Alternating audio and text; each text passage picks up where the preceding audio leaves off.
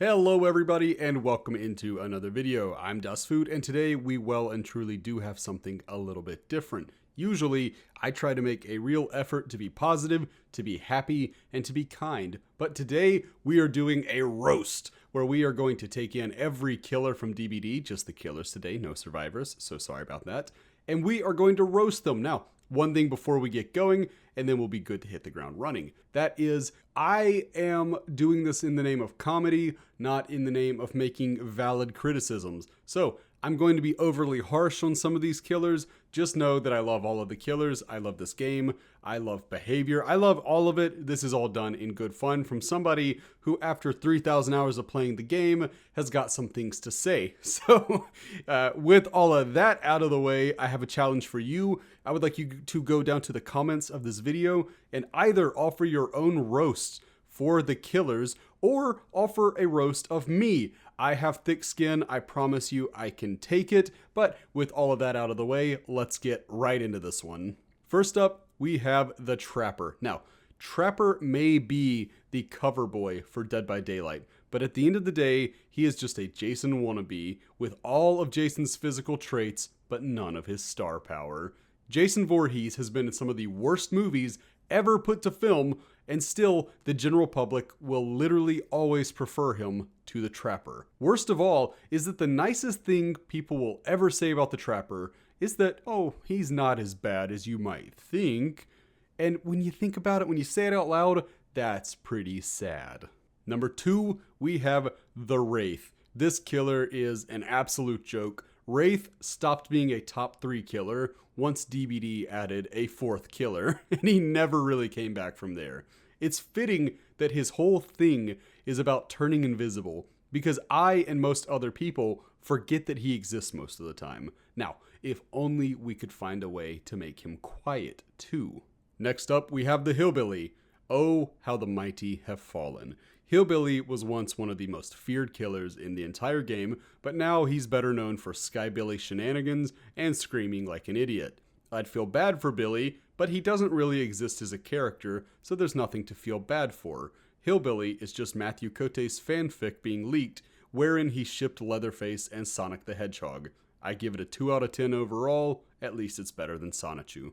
Next, we have the Nurse, and if I had to pick one word to describe the Nurse, it would be bullshit, because that's exactly what she is. The word perfectly sums up her game-breaking mechanics, her ooh, I didn't mean to backstory, and the myth that playing Nurse is some Herculean task that can only be accomplished by players with expensive gaming chairs and gargantuan peckers. Everything about this character is absolute BS, and I will not budge on this position. Coming up next, we have Michael Myers, The Shape. And look, when all anybody can talk about is how much they want to be dicked down by a given killer, you know that they failed in their role as a murderous psychopath. Myers in DBD is far less Halloween Kills and far more Spirit Halloween. Everybody remembers Spirit Halloween and may even have liked the store at one point. But looking at the state of the franchise today just leaves people feeling sad and empty. Welcome to hell, Michael. Feel free to get comfortable. Now we have the Doctor. Proof that being based on a real-life psychopath doesn't always make you interesting. Doctor tries his best, sure, but he just ends up being another herder science taken too far stereotype. Much like The Shape, Doctor is only appealing to those who like large, grimy men with a propensity for violence. If Doctor is, by the way, your type, I suggest reaching out to an actual medical professional. Next up, we have everybody's favorite killer, the Hag, who is presumably from Louisiana, which, as a Mississippian, I am obligated to mock her for. She's also notable for having debatably worse lore in the entire game, no offense to the artist. This character, if you can even call her that, was created solely to introduce hexpricks into the game and then dip. Not many people play Hag, and even fewer people care. Next, we have the Huntress. Of all the killers this community has ruined, Huntress is far and away the worst.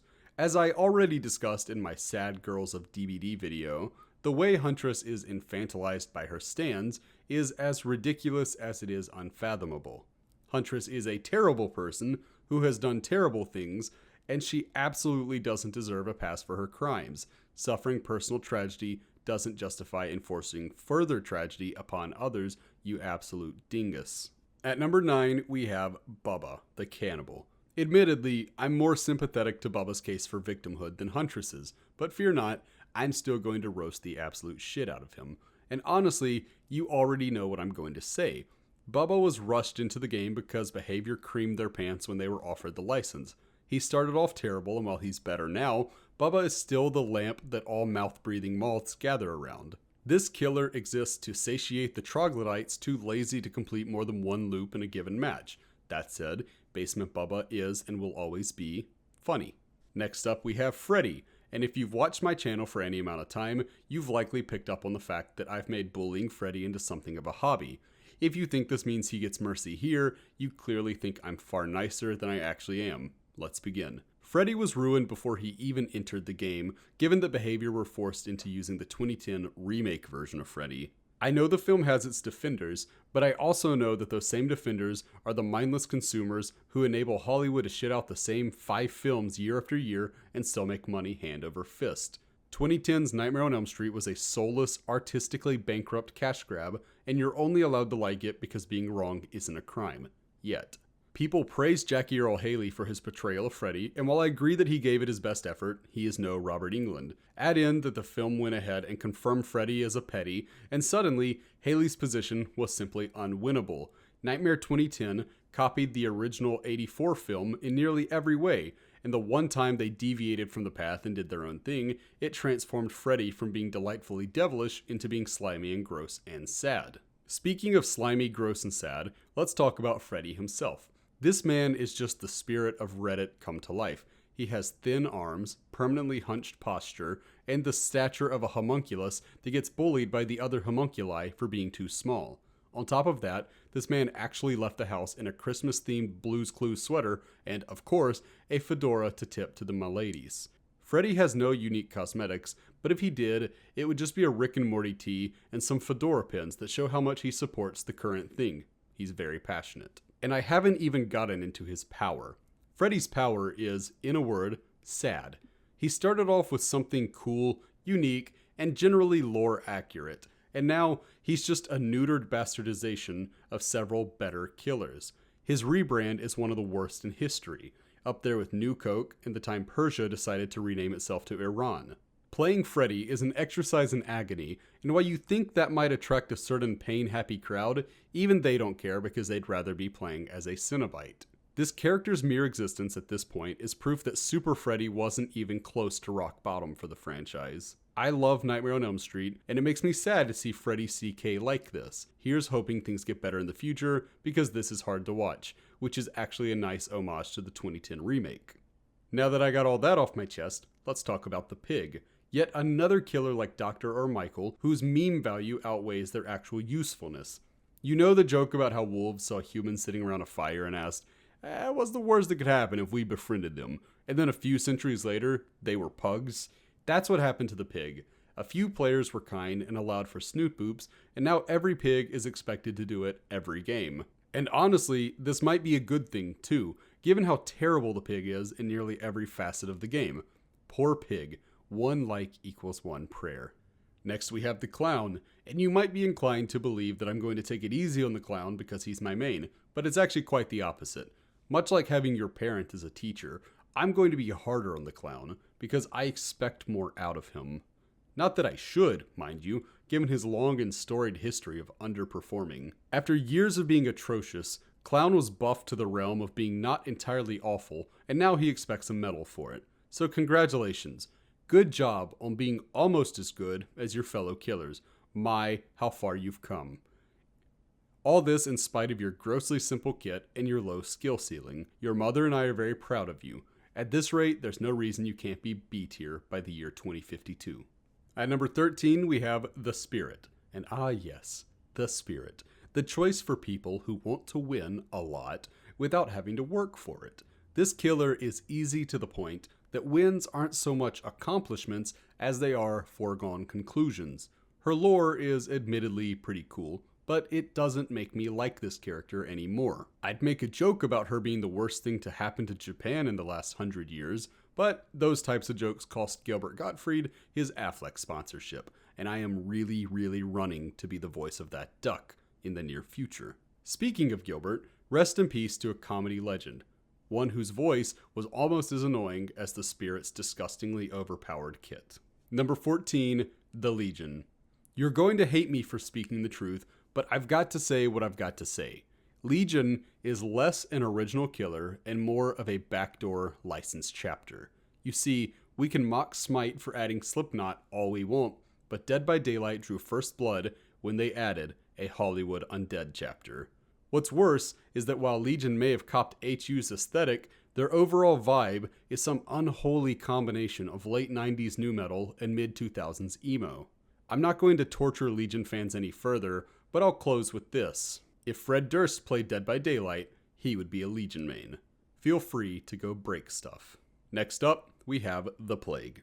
The mere fact that this community has taken to calling Adiras the quote, Vami Mami is proof enough that Western society made a grave mistake in outlawing crucifixion. Degenerates like us belong on a cross, and frankly, so too would Plague, if I didn't think she'd use it as a means to compare herself to that one carpenter who also got crucified. Adiras can claim she meant well, but her legacy is ultimately that of an overzealous fanatic whose hubris only exacerbated her people's problems rather than alleviate them. What an absolute bee-sting hindsight can be, am I right? Next, we have the Ghostface. Have you ever seen the Tumblr and Twitter post where mouth breathers romanticize serial killers like Ted Bundy and Jeffrey Dahmer? You know, the ones where terrible humans are put in flower crowns and slapped with hashtag relatable quotes. Well, that's about what the Ghostface fandom consists of at this point. And just like Bundy and Dahmer, Ghostface is a piece of shit loser who deserves neither love nor sympathy. People think he's hot, but we've literally never seen his face in any capacity. For all we know, he could look like a blobfish, or pre-rework Quentin or Nia. Given his incelish behavior, that seems to be the safe bet here. Number 17, the Demogorgon. I wanted to be consistent and roast every killer, but damn it, I can't bring myself to insult Demogorgon. Making fun of this killer is like doing a family roast and making sure to get a few good jabs in at the family dog. Yeah, you're being thorough, but you're also being an asshole beyond what's actually required. So, instead of roasting the Demodog, let's change the tone and roast actual animal abusers instead. I don't care if it's a dog, a cat, a bird, a snake, a raccoon, a lizard, a polar bear, or a capuchin monkey, or anything else in the middle. If you abuse animals, you are such a piece of shit that you make Freddy look good by comparison. You are an F-tier human being, and no future patches are going to make you viable. I would advise you to get good, but you've got so much work to do that instead of focusing on getting good, you should just focus on getting better. Animal abusers are the scum of the earth, and if you're one of them, I hope you spend an eternity having your booty hole licked by Satan. Too harsh or not harsh enough? You decide. Up next, the Oni. Oni is like the Powerpuff Girls, except instead of combining sugar, spice, and everything nice, the creator combined Hillbilly, Michael, and several cases of Monster energy drink. If Legion is the embodiment of nu metal, Oni is the over-the-top bro metal that can't stop making sure you know how badass it is. The type of music that cares so little what you think that it can't help but tell you every 5 minutes. Oni is a blast of unfiltered testosterone and rage, and while you may say there's nothing inherently wrong with that, it's also worth pointing out that we all know he listens to the Five-Finger Death Punches and Disturbeds of the world. Tough scene. Number 19, the Deathslinger. You probably expect the music analogies to continue, and for me to liken Deathslinger to Outlaw Country or something along those lines, but that's where you're wrong. No matter how you feel about the polarizing genre that is Outlaw Country, everybody should be able to agree on one thing. Deathslinger is a total and complete pussy.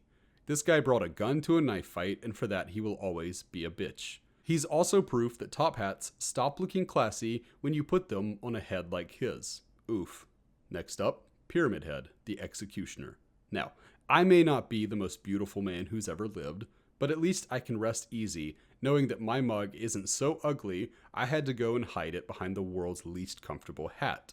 Outside of this, Pyramid Head is a personalityless sexual deviant whose recycled character design has led to him being far more popular than he actually deserves. He also makes a face turn in one of the Silent Hill movies, which is just as stupid as it sounds. And now, the Blight. Things are so bad for Blight that whenever I think of him, all I can picture is that nasty, toothy coochie he calls a mouth. With his hunchback, he's like Quasimodo, except the only reason people would ever hoist Blight on their shoulders would be to throw him off of the nearest bridge. He's a meme of a character, but not a funny one. At least they got his name right, seeing as though he is a blight on gaming itself. Number 22, the Twins. Oh good, we're facing the Twins.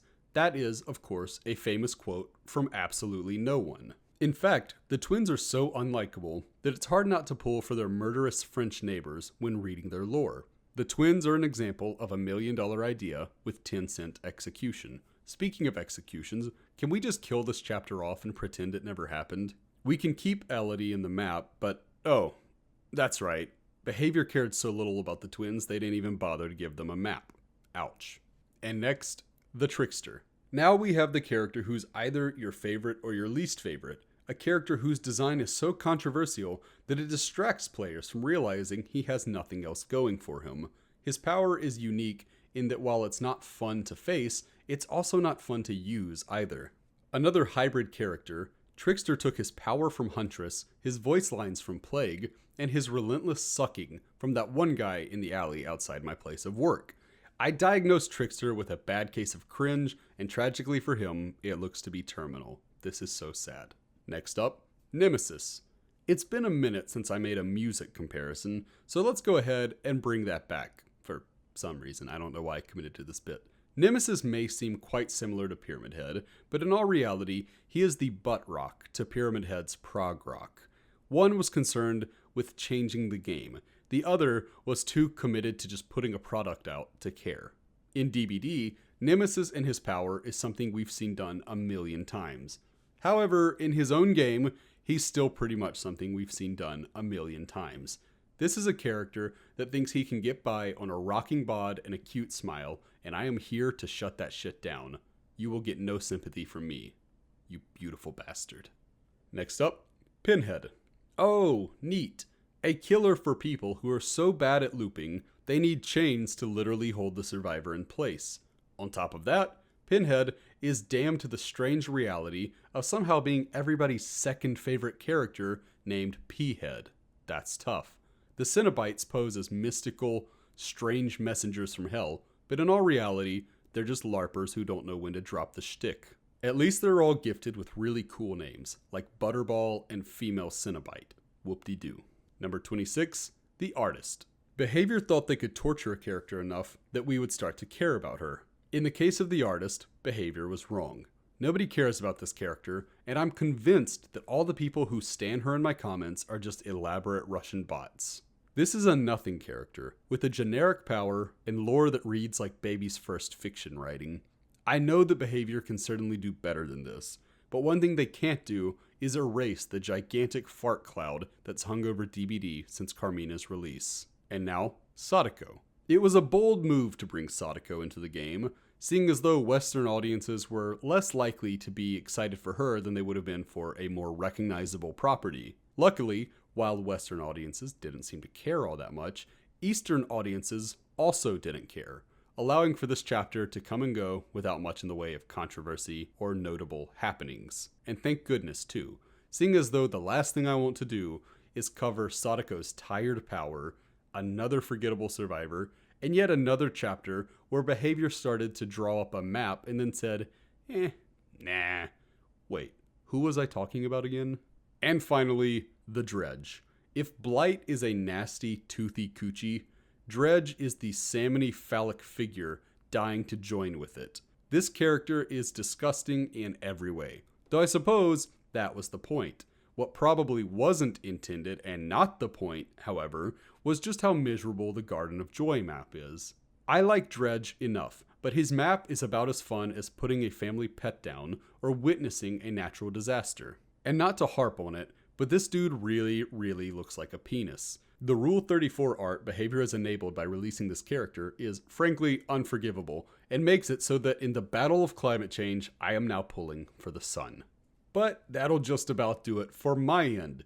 Do you hate me yet? Because I do. I don't usually like being mean, but I feel guilty because I actually had a good deal of fun coming up with these roasts. Now, did I take it too far? Did I say anything that you got a problem with? If so, let me know. I'm sure to read it and give it a little heart. But that's going to do it for me. We'll be back on Monday with another banger of a video. Please do like and subscribe if you liked it. If you didn't like it, don't like it. That doesn't help me at all. Well, actually, yeah, if you didn't like it, still like it if you're still listening. Anyway, I've been DustFood. Thank you so much for checking out my videos. We'll be back to our more standard content on Monday. Take care, have a good weekend, and until next time, bye friends. I've been dreaming on in my head like I've seen it. A life worth living is a life with meaning. I'll do what I love till my heart stops beating. I'm feeding this demon. Got a taste, can't erase bitterness in my